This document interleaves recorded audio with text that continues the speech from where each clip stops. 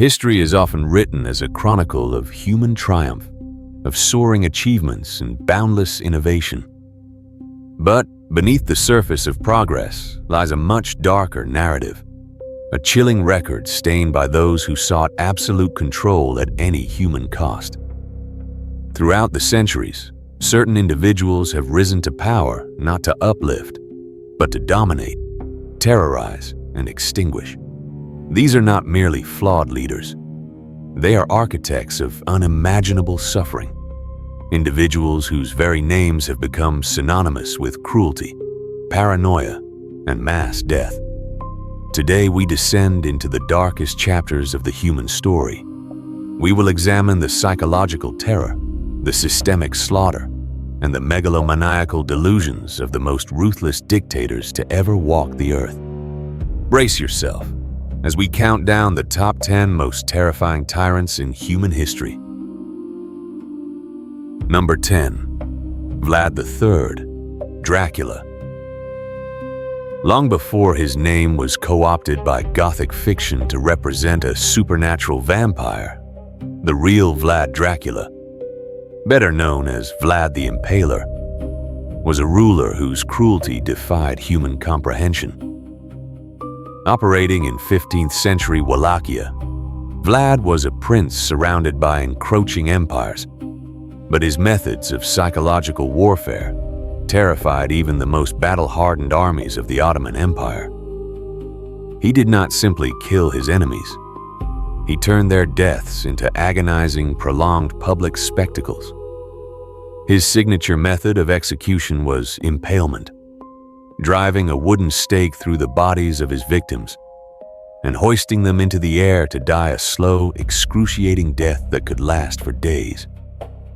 In one historically documented instance, an invading Ottoman army led by Mehmed the Conqueror retreated in absolute horror when they stumbled upon the Forest of the Impaled outside the city of Targovishte. 20,000 rotting corpses of men, women, and children were displayed on spikes, a grotesque warning to any who dared challenge him. Vlad's sadism was not reserved only for foreign invaders. He brutally purged his own nobility, burning people alive, boiling them, and demonstrating a complete absence of empathy. He ruled through absolute visceral fear, leaving a legacy so drenched in blood that it birthed a monster of legend. Number 9. Caligula. In the annals of the Roman Empire, a civilization accustomed to brutality and conquest, the name Caligula stands alone as a testament to pure, unadulterated madness and sadistic tyranny. Becoming emperor in the year 37 AD, his reign began with widespread popularity, but a severe illness seemed to shatter his mind, plunging Rome into a nightmare. Caligula viewed himself not as a mortal ruler, but as a living, breathing god, demanding that his statues be placed in temples for worship. His cruelty was characterized by its shocking unpredictability. He ordered executions for sheer entertainment, forcing parents to watch the agonizing deaths of their own children, and subsequently forcing those same parents to dine with him and smile, lest they face the same fate. He turned the Roman palace into a house of horrors, reportedly engaging in rampant incest, declaring his horse a priest, and attempting to make it a consul, and ordering his legions to march to the sea, to wage war against the ocean god Neptune, commanding them to collect seashells as plunder. Caligula's tyranny was deeply personal and deeply chaotic. No citizen, no matter their wealth or status, was safe from his sudden, violent whims. He was a tyrant who ruled not through calculated political strategy, but through the terrifying volatility of an unchecked, fractured mind, until his own guards finally assassinated him, unable to endure the madness any longer. Number 8. Maximilien Robespierre. Tyranny does not always arrive wearing a crown. Sometimes it comes cloaked in the noble ideals of liberty and justice.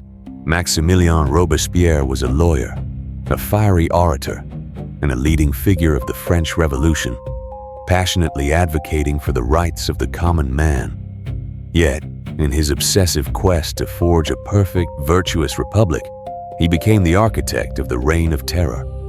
Robespierre believed that terror is nothing else than swift, severe, indomitable justice.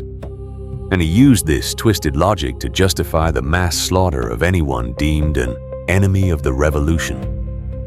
Under his influence, the Committee of Public Safety suspended all civil liberties. The guillotine's blade fell relentlessly in the public squares of Paris, severing the heads of over 16,000 men, women, aristocrats, and peasants alike.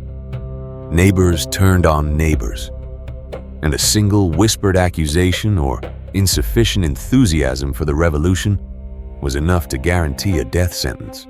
Robespierre created a surveillance state fueled by paranoia, where no one was safe from the ideological purity he demanded.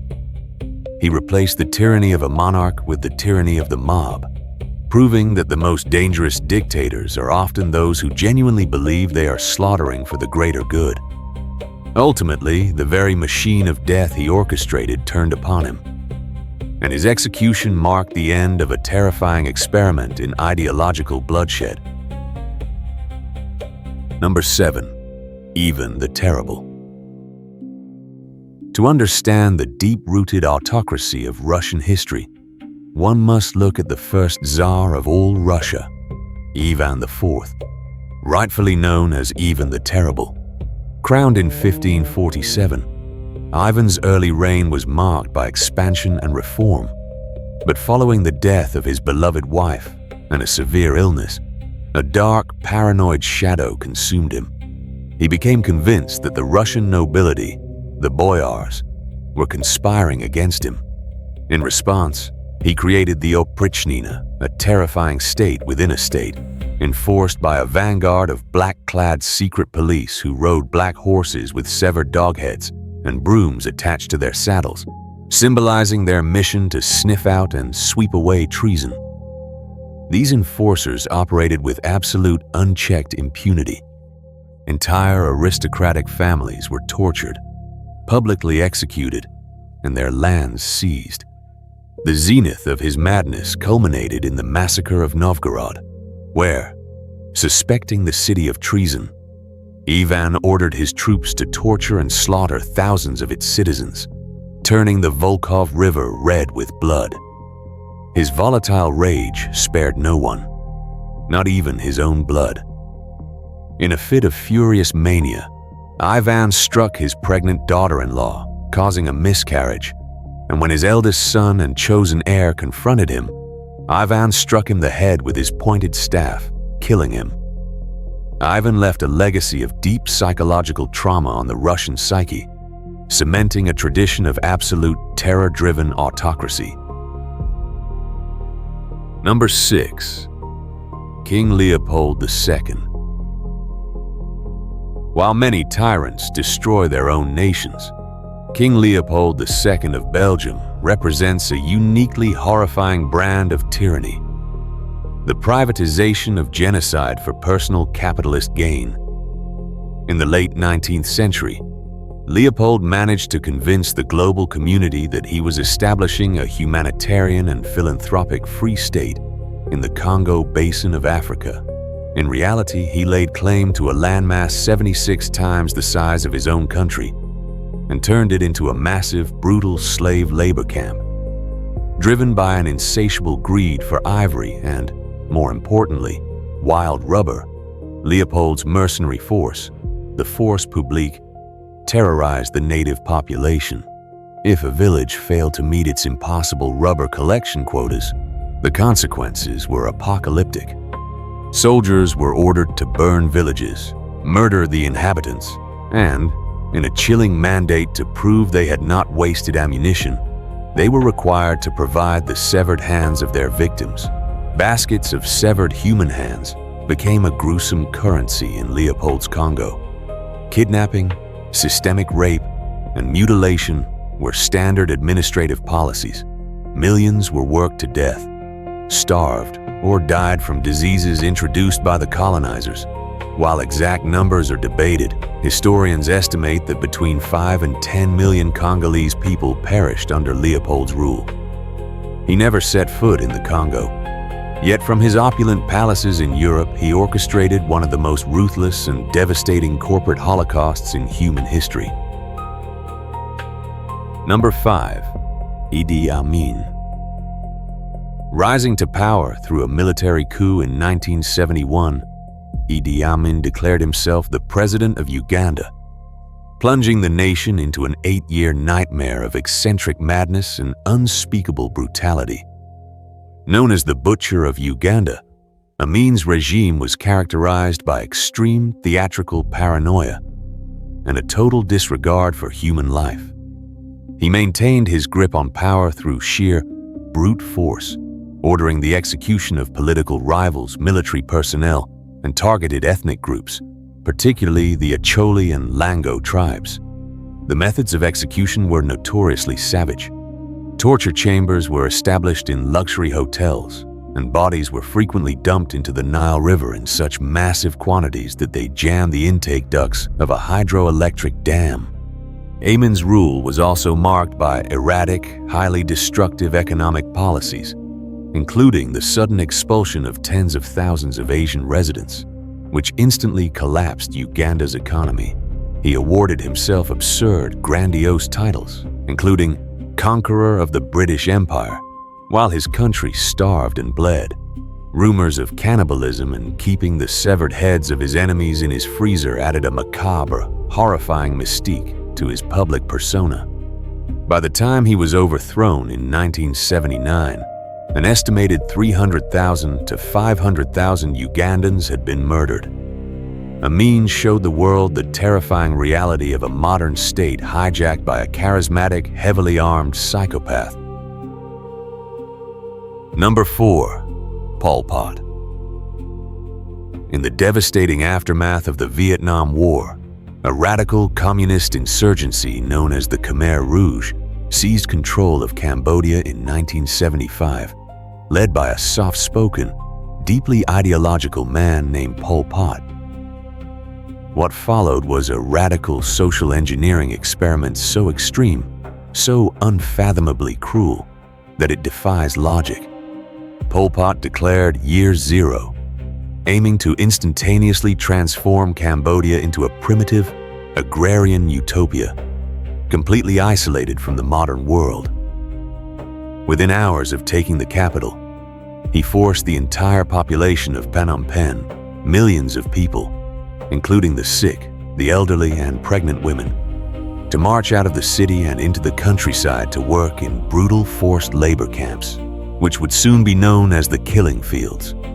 Pol Pot sought to exterminate anything connected to the old world. Money, religion, private property, and family bonds were abolished. Intellectuals were hunted down. Simply speaking a foreign language, having soft hands, or even wearing eyeglasses was considered proof of being a class enemy and was an immediate death sentence. Starvation, untreated disease, and mass executions became the daily reality. Children were brainwashed to spy on and betray their parents. In just 4 short years, Pol Pot's regime systematically murdered nearly 2 million people, approximately a quarter of Cambodia's entire population. It was a self-inflicted genocide, a chilling testament to how far a leader will go when blinded by a twisted, fanatical vision of purity. Number 3. Genghis Khan. When discussing the sheer scale of human slaughter, few figures cast a shadow as vast and terrifying as Genghis Khan. In the 13th century, he united the nomadic tribes of the Asian steppe and unleashed a war machine that would conquer more territory than any other empire in history. But this unprecedented expansion was bought with oceans of blood. Genghis Khan weaponized terror. His military strategy relied on complete psychological domination. If a city surrendered immediately, they might be spared. But if they resisted, the Mongolian horde delivered absolute, total annihilation. Entire thriving metropolises were burned to ash. The Mongols would massacre the population, men, women, and children, often piling their severed heads into massive pyramids as a grim warning to the next city in their path. During the conquest of the Khwarezmian Empire in present-day Iran and Central Asia, the slaughter was so systematic and profound that the population of the region did not recover to its pre-Mongol levels until the mid-20th century. Furthermore, Genghis Khan is credited with early forms of biological warfare, famously catapulting plague-ridden corpses over the walls of besieged cities. While he established trade routes in a sprawling empire, the human cost of his ambition was apocalyptic. Historians estimate that Genghis Khan's campaigns resulted in the deaths of roughly 40 million people, which, at the time, was over 10% of the entire global population. He was a force of nature, a hurricane of steel and fire that permanently altered the demographic map of the world. Number 2. Joseph Stalin. The Soviet Union under Joseph Stalin was a vast, frozen landscape of paranoia, where the state possessed the power to not only end your life, but to erase your very existence from history. Taking control after the death of Lenin, Stalin transformed the Soviet Union into an industrial and military superpower, but he did so by crushing the souls and bodies of his own people. His implementation of forced agricultural collectivization resulted in the Holodomor, a man-made intentional famine in Ukraine that starved millions of peasants to death, as grain was confiscated at gunpoint. But Stalin's terror was most acutely felt during the Great Purge of the 1930s. Consumed by paranoia, he ordered the secret police, the NKVD, to arrest, torture, and execute anyone perceived as a threat. High-ranking military generals, loyal Communist Party members, artists, intellectuals, and ordinary citizens were snatched from their beds in the middle of the night. They were forced to sign false confessions under agonizing torture and were either shot in the back of the head or sent to the Gulag, a sprawling network of brutal forced labor camps in the freezing wasteland of Siberia, where millions worked to death in sub-zero temperatures. Stalin instituted a culture of absolute terror, where children were encouraged to inform on their parents, and no one could trust their closest friends. He famously stated that one death is a tragedy, a million deaths is a statistic. By the time of his death, he had murdered an estimated 20 million of his own citizens, proving that the most efficient killing machine is often a paranoid bureaucracy. Number 1. Adolf Hitler. There is a reason the name Adolf Hitler remains the universal benchmark for human evil. Other tyrants may have killed more or reigned longer, but none matched the cold, mechanized, and deeply ideological cruelty of the leader of the Third Reich. Hitler's tyranny was not merely a byproduct of maintaining political power or conquering territory. It was fundamentally rooted in a deeply ingrained, violently racist ideology that sought the biological restructuring of the human race. He ignited the deadliest conflict in human history, World War II, a global catastrophe that resulted in the deaths of an estimated 70 to 85 million people. But his most horrifying legacy is the Holocaust. Hitler and his Nazi regime did not just commit mass murder, they industrialized it. They designed an entire bureaucratic and logistical infrastructure. Train networks, ghettos, and extermination camps like Auschwitz and Treblinka, with the sole chilling purpose of eradicating entire groups of people. Most notably, the systematic genocide of 6 million European Jews, alongside millions of Romani people with disabilities, Soviet prisoners of war, and political dissidents. It was a scientifically calculated, state-sponsored slaughter, using gas chambers and crematoriums to maximize the death toll with chilling efficiency. Hitler weaponized hatred, turning an entire modern, educated society into accomplices in a crime against humanity so profound that it permanently changed the world's understanding of evil.